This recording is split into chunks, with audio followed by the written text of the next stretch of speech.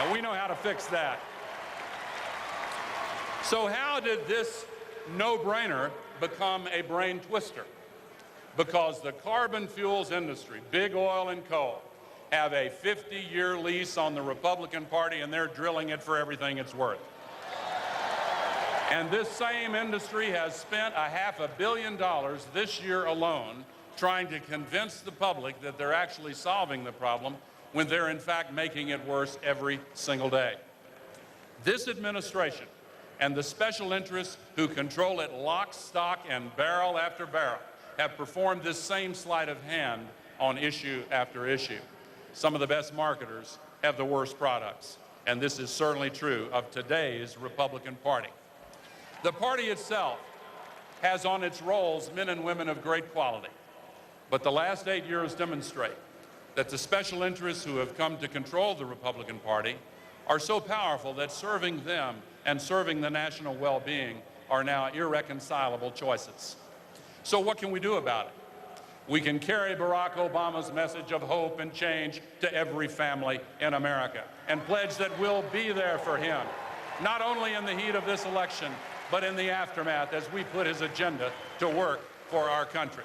We can tell Republicans and independents, as well as Democrats, exactly why our nation so badly needs a change from the approach of Bush, Cheney, and McCain. After they wrecked our economy, it's time for a change. After they abandoned the search for the terrorists who attacked us and redeployed the troops to invade a nation that did not attack us, it's time for a change.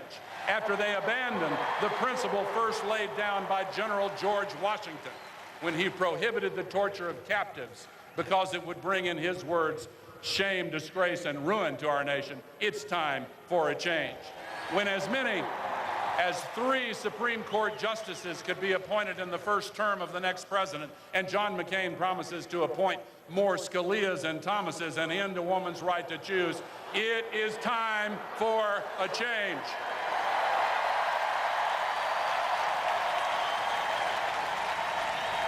Many people have been waiting for some sign that our country is ready for such a change.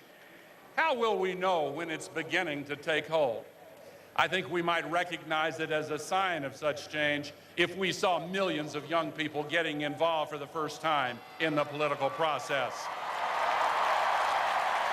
This election is actually not close at all among younger voters.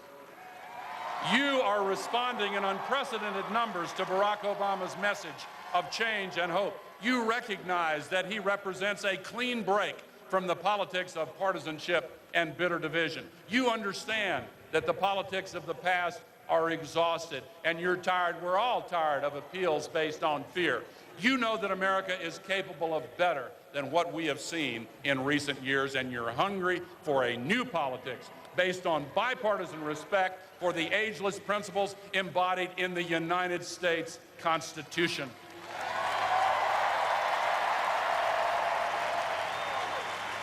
There are times in the history of our nation when our very way of life depends upon awakening to the challenge of a present danger, shaking off complacency, and rising clear-eyed and alert to the necessity of embracing change. A century and a half ago, when America faced our greatest trial, the end of one era gave way to the birth of another. The candidate who emerged victorious in that election is now regarded by most historians as our greatest president.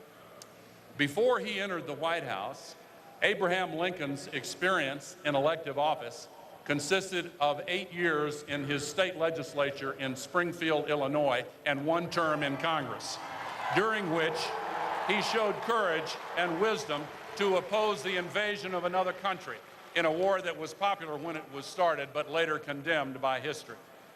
The experience that Lincoln's supporters valued most in that race was his powerful ability to inspire hope in the future at a time of impasse. He was known chiefly as a clear thinker and a great orator with a passion for justice and a determination to heal the deep divisions of our land.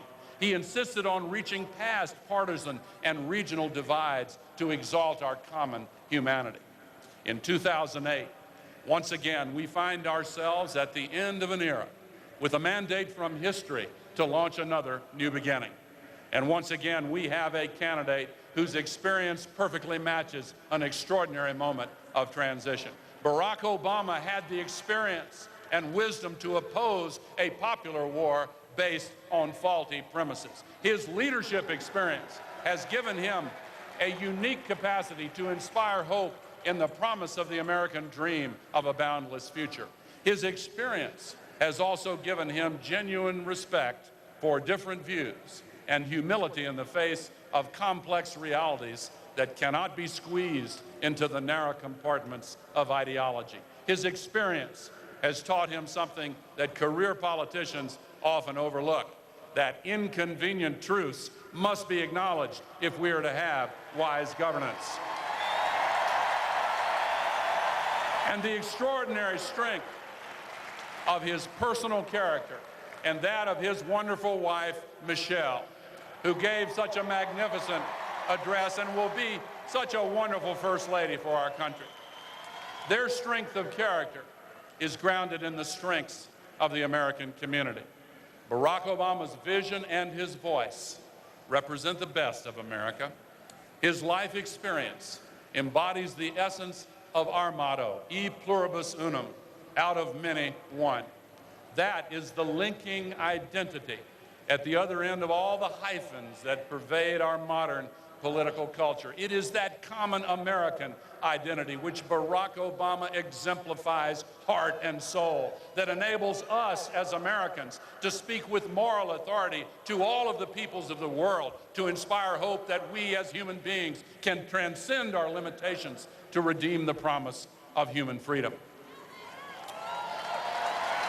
Late this evening, our convention will end with a benediction.